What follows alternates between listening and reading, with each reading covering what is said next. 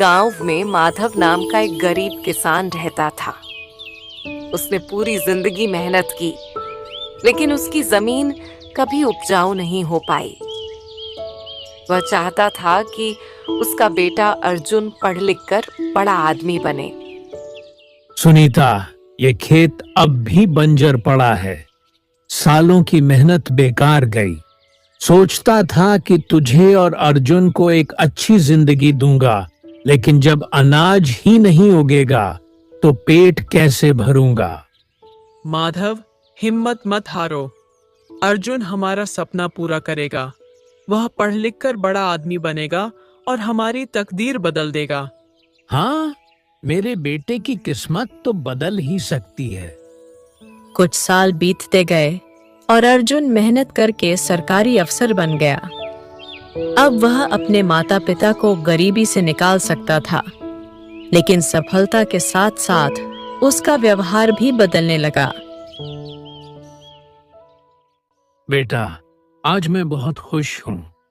मैंने सपने में भी नहीं सोचा था कि तू अफसर बनेगा। आज मेरा सीना गर्व से चौड़ा हो गया है। पिताजी, अब आपको कोई तकलीफ नहीं होगी। मैं सब संभाल लूंगा। ससुर जी, अब आपको खेतों में जाने की जरूरत नहीं। अर्जुन अब इतनी अच्छी नौकरी कर रहा है, हम सब आराम से रह सकते हैं। बेटा, मेहनत और ईमानदारी से कमाया हुआ पैसा ही असली सुख देता है। याद रखना, कभी गलत रास्ता मत अपनाना। समय के साथ अर्जुन पर लालच हावी होने लगा। उसका दोस्त कर्ण उसे बेईमानी के रास्ते पर ले जाना चाहता था। अर्जुन भाई, अफसर बनकर भी तू बस सैलरी पर जी रहा है। असली मजा तो ऊपरी कमाई में है। ठेकेदारों से थोड़ा खर्चा पानी ले लिया करो और जिंदगी ऐश से जियो। लेकिन कर्ण, ये तो गलत है। मैंने ये नौकरी मेहनत से पाई है, मैं बेईमानी नहीं कर सकता। अरे यार, सरकारी कुर्सी की ताकत समझ। जो अफसर समझदार होते हैं वे बंगले और गाड़ियां खरीदते हैं। सोच ले, तुझे क्या करना है। कर्ण की बात सुनकर अर्जुन सोचता है, बात तो ये भी सच है। अगर थोड़ी सी ऊपरी कमाई लेकर मैं अपनी जिंदगी बेहतर बना सकता हूँ तो इसमें बुराई क्या है। अर्जुन अब हर महीने ढेर सारा पैसा लाने लगा। माधव को शक हुआ और उसने अर्जुन से सवाल किया, बेटा, ये इतने पैसे कहाँ से आ रहे हैं? तेरी सैलरी तो मैं जानता हूँ, फिर ये नोटों की गड्डियाँ? अरे पिताजी, कुछ एक्स्ट्रा कमाई के रास्ते मिल गए हैं। सरकारी अफसरों को कई बार अलग अलग भत्ते मिलते हैं। अर्जुन, सच बताओ, क्या तुम गलत काम कर रहे हो? ओहो, अब ये सब पूछताछ घर में भी शुरू हो गई। देखो, मैं जो कर रहा हूँ वो हम सबके भले के लिए कर रहा हूँ। बेटा, गलत पैसे का सुख ज्यादा दिनों तक नहीं रहता। ये पाप का रास्ता है, इसे छोड़ दे। ऐसे ही कुछ दिन बीत गए।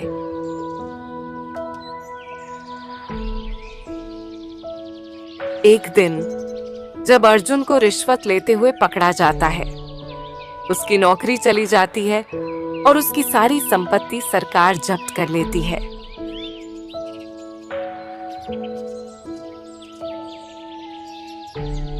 पिताजी, अब मैं क्या करूं? मेरी नौकरी चली गई, मेरा घर छिन गया। मुझे कुछ समझ में नहीं आ रहा है। मैंने तुम्हें पहले ही कहा था अर्जुन, लेकिन तुमने मेरी बात नहीं मानी। बेटा, मैंने तुझे पहले ही समझाया था, लेकिन तुझे दौलत का लालच था। अब देख क्या मिला तुझे। यह तो कभी खत्म भी नहीं हुआ था। तभी कुछ दिन बाद उधर गांव में माधव को एक बड़ी खुशखबरी मिलती है। एक व्यापारी आता है और उसकी बंजर जमीन खरीदने की पेशकश करता है। माधव जी, आपकी जमीन अब उपयोगी हो गई है। हम इसे 10 लाख रुपए में खरीदना चाहते हैं। क्या मेरी जमीन अब बिक सकती है? भगवान की लीला भी अजीब है। माधव ने अपनी जमीन उस जमींदार से 10 लाख में बेच दिया और गांव में एक अच्छा घर बनवा लिया। अब वह शांति से जी रहा था। अर्जुन अब पछता रहा था। उसने पिता से माफी मांगी और फिर से सही रास्ते पर चलने का फैसला किया। पिताजी, मुझे माफ कर दो। मैंने आपको बहुत तकलीफ दी। आपकी हर बात सही थी, लेकिन मैंने ही समझने में देर कर दी। बेटा, सच्चाई की राह कठिन होती है, लेकिन उसका फल हमेशा मीठा होता है। अब अगर तुझे अपनी गलती का एहसास हो गया तो दोबारा वही गलती मत करना। सीख। असली सफलता मेहनत और ईमानदारी से मिलती है। लालच का अंजाम हमेशा बुरा होता है।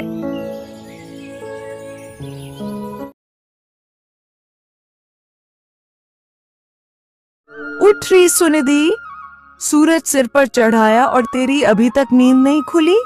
ये क्या आलस पसार के सोई पड़ी है? अम्मा, आप भी ना रोज रोज वही बात। अभी तो आंख भी नहीं खुली, बस 2 मिनट और। 2 मिनट? कब से कह रही हूँ, पर तेरा 2 मिनट तो 2 घंटे के बराबर हो गया। जल्दी उठ। सुनिधि झुंझलाते हुए उठती है। अम्मा, आप क्यों रोज सुबह सुबह सिर पर सवार हो जाती हो? अभी तो सूरज भी ठीक से नहीं निकला। सूरज नहीं निकला? देख तो सही, चिड़ियां चहक रही हैं, बैल खेत जा चुके हैं और तुझे अभी भी रात लग रही है। अच्छा बाबा, उठ रही हूँ, लेकिन बताओ तो अब कौन सा पहाड़ तोड़ना है? हे राम, इस लड़की का क्या होगा? अभी तो बाजार जाके सब्जी भी लाना है। अम्मा, आप जानती हो ना, मुझे सब्जी खरीदनी नहीं आती और काटनी भी नहीं आती है, और ऐसे ही रही तो खाना बनाना भी भूल जाएगी। शादी होगी तब क्या करेगी तू? बहू बनकर भी चारपाई तोड़ती रहेगी क्या? सुनिधि मुंह बनाते हुए उठती है और वहां से चली गई।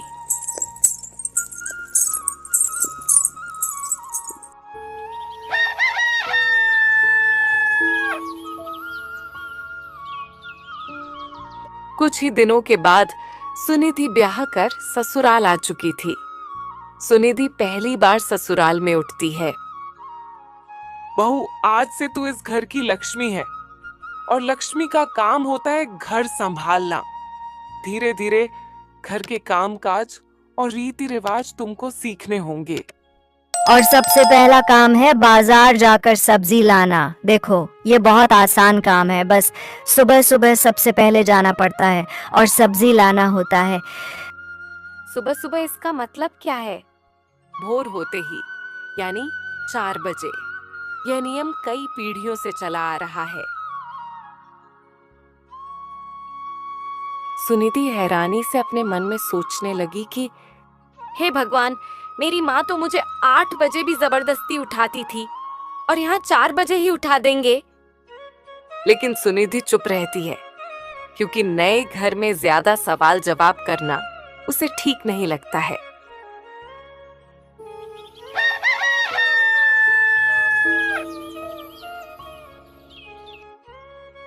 अगली सुबह सुनिधि जबरदस्ती नींद में लड़खड़ाते हुए बाजार जाती है।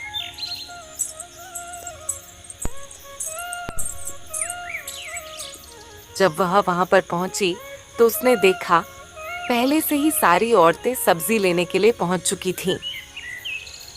एक हट्टा कट्टा आदमी सबसे पहले पहुंचकर दुकानों से सबसे बढ़िया सब्जी उठा उठा कर अपनी टोकरी भर रहा है। बाकी लोग दूर खड़े देख रहे हैं।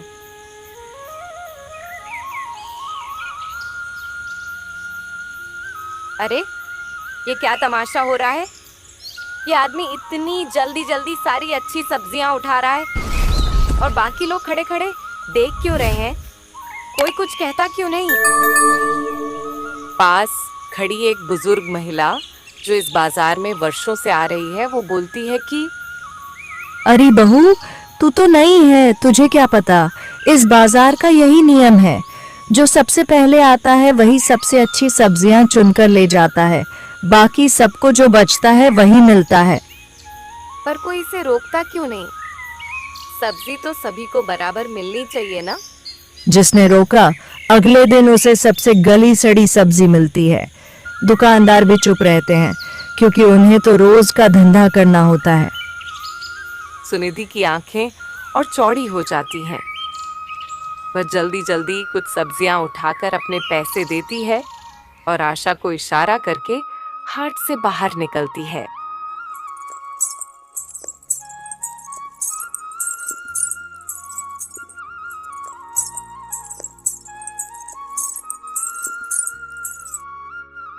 सुनिधि अपने घर पर बैठी सोच रही है। उसके चेहरे पर हल्की मुस्कान है, मानो उसे कोई नया तरीका सूझ गया हो। तभी आशा वहां आती है। सुनिधि, तेरा चेहरा देखकर लग रहा है कि तेरे दिमाग में कोई शैतानी योजना चल रही है। अरे, तू कहीं कुछ गड़बड़ तो नहीं करने वाली?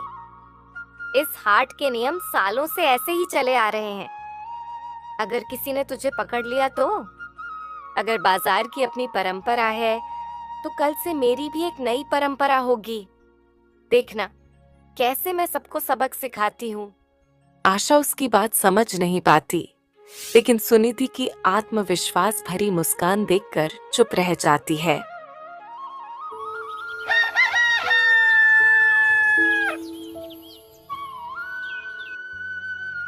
अगली सुबह हट्टा कट्टा आदमी हमेशा की तरह सबसे पहले हाट पहुंचने के लिए तैयार होता है, लेकिन जैसे ही वह हाट की तरफ बढ़ता है, उसकी आंखें फटी की फटी रह जाती हैं। दुकानदार की दुकान पर पहले से ही 4-5 लोग खड़े हैं। अरे, ये सब यहाँ इतनी सुबह कैसे पहुंच गए? तभी वो दुकानदार के पास जाके बोला, अरे ओ दुकानदार, ये लोग यहाँ कैसे आए? सबसे पहले तो मैं आता था। अरे भैया, अब सबको हक है सब्जी लेने का। कौन पहले आया, इससे क्या फर्क पड़ता है? हट्टा कट्टा आदमी झुंझलाकर देखता है, लेकिन अब वह कुछ नहीं कर सकता। मजबूरन उसे लाइन में लगना पड़ता है। सुनिधि और आशा दूर से यह नजारा देखकर हंस रही होती हैं। वाह, तेरा प्लान सही चला। अब इसे भी लाइन में लगकर इंतजार करना पड़ेगा। वे दोनों घर आ जाते हैं और अपने जीत की खुशी मनाते हैं। सिख, हर परंपरा को आंख मूंद कर निभाना जरूरी नहीं होता। सही बदलाव लाने से जिंदगी आसान और मजेदार बन सकती है।